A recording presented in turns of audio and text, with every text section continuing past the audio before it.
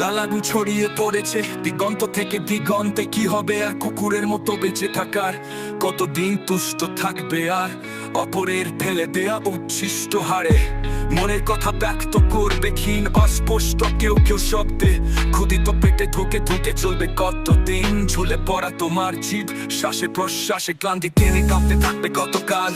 মাথায় মৃত চাপড় আর পিঠে হাতের স্পর্শে কতক্ষণ নাতে থাকবে লেজ? তার চেয়ে পোষ মানাকে অস্বীকার করো, অস্বীকার করো বশ্যতাকে। চলো শুকনো হাড়ের বদলে সন্ধান করি তাজা রক্তে। তৈরি হোক লাল আগুনে ঝলসানো আমাদের খাদ্য। শীতকালের তাপ থেকে দিয়ে গজিয়ে উঠুক সিংহের কেশর প্রত্যেকের ঘাড়ে ঘাড়ে।